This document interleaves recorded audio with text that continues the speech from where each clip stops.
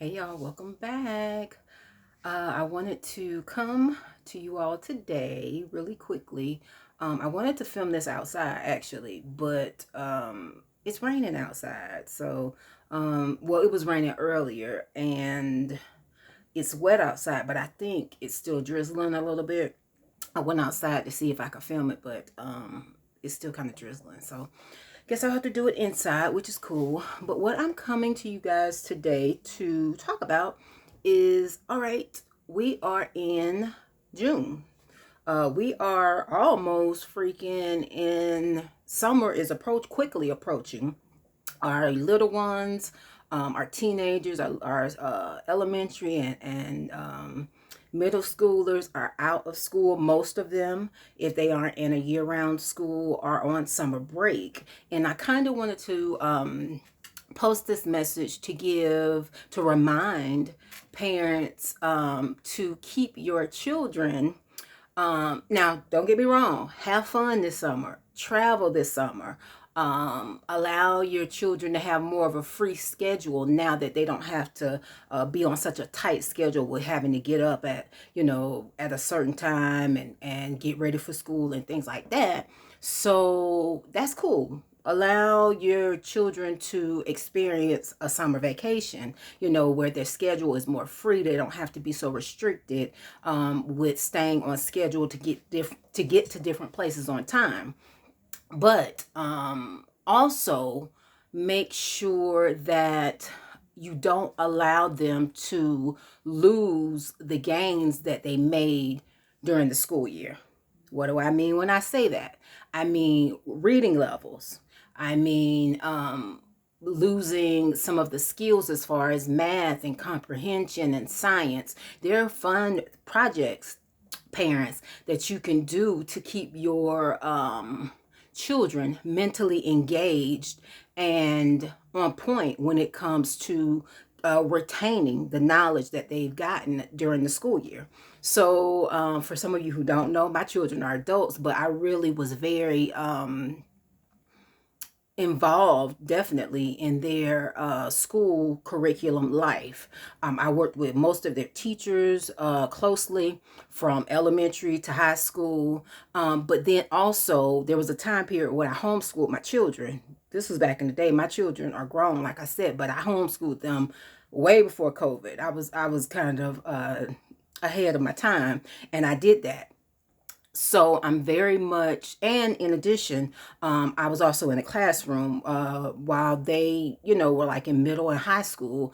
I would substitute teach at some of their schools or schools in the county that we were in. So I do have experience being in the classroom, and like I said, I homeschooled too, so I had to study curriculum and different subjects. So some of the things that you all can do to ensure parents your children don't to ensure that your children retain the gains that they've made during the school year, that they keep that, and they can have access to that knowledge in a fun way though during the summertime is one. If you are going on vacation, especially I'm talking about from the ages of say fifth grade and maybe even third, because these children, they know how to go online and research stuff right now. Back when my children were younger, they Google was not that as prolific and used as widely rather, as a lot of these younger children are using today. So we may be talking about today from third grade on to high school. If you are going on vacation with your children, have them write you, say, a report. This is what I used to do.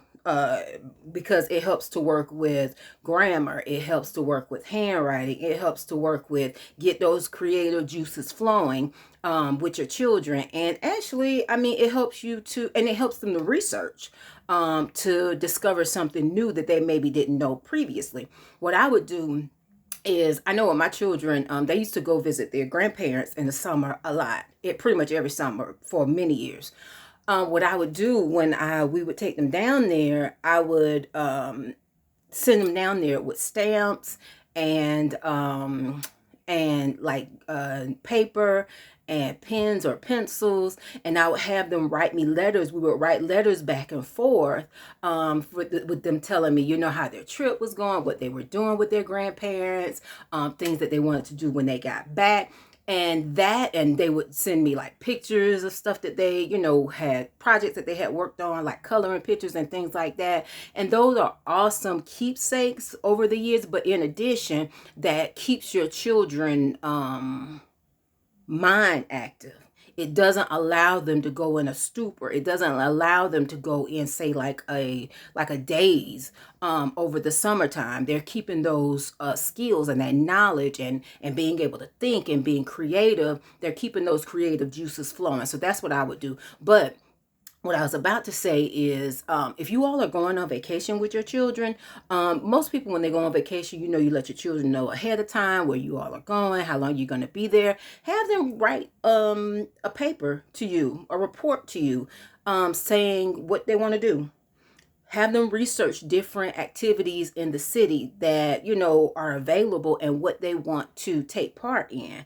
Like if you go on, say, Disney, Kissimmee Orlando area, this is what they have. They have helicopter rides. They have, of course, Disney, Universal, SeaWorld, wherever else, Wet n Wild. I don't know if that's in Tampa or Orlando, but anyway, have them research some of the popular places in the city and some of the things that they would like to do, some of the things that fit their personality. What do they like? Do they like sports? Do they like motorcycles? Do they like water? What is it that they like? Do they like going on say roller coasters? And if they do, give me some background on what the roller coasters are at, say, Disney or Universal Studios. Give me some info on that so that you guys can learn not only about the place, but also keep their, creative juices flowing, like I said,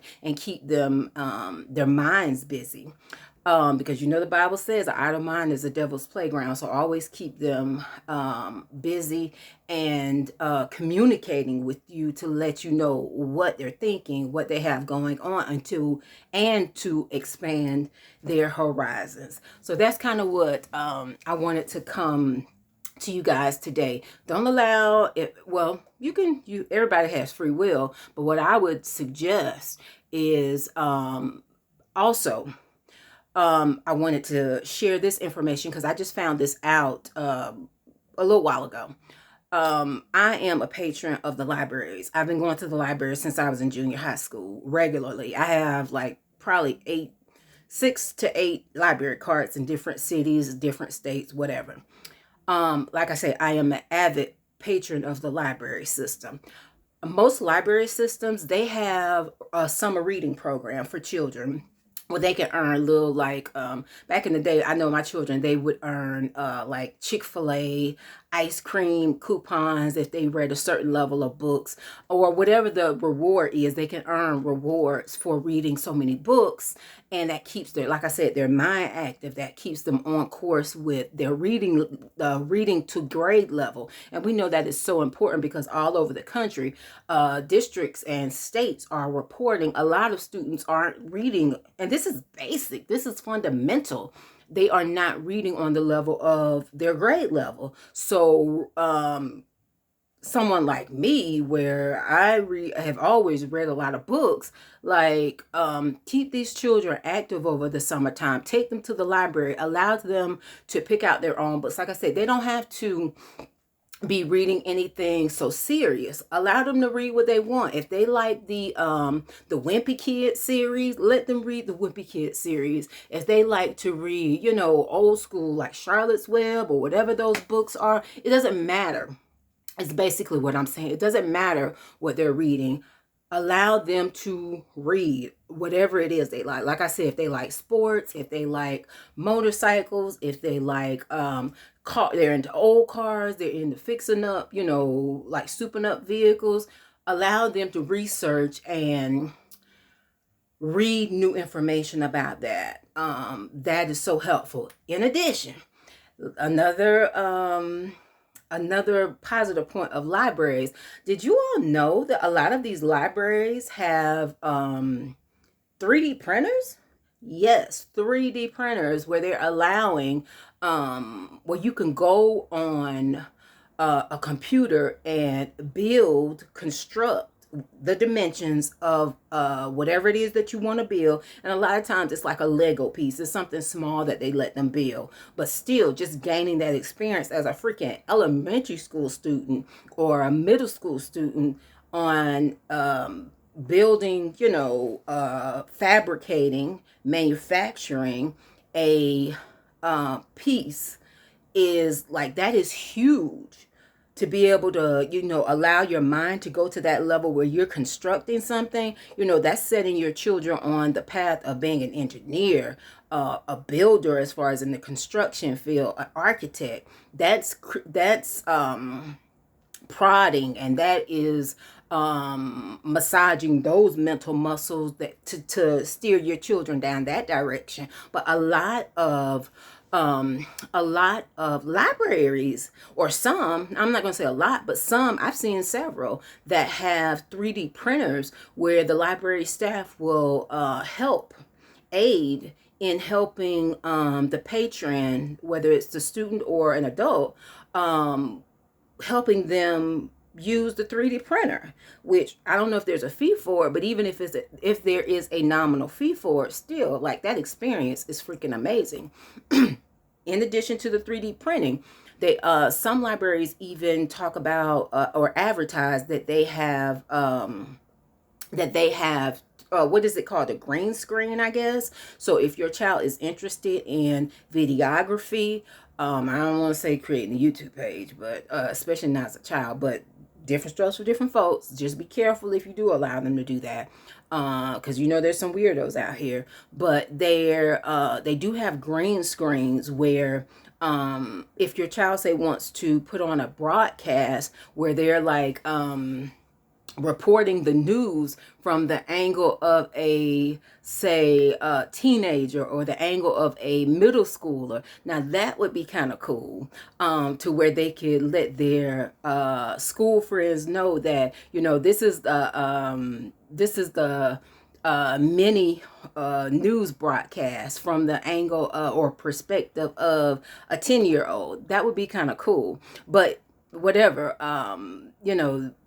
if that's something that they're interested in, I would definitely, if I was a parent of a middle schooler or a high schooler, support that. So basically, all I'm saying is, guys, encourage your children to think outside of the box.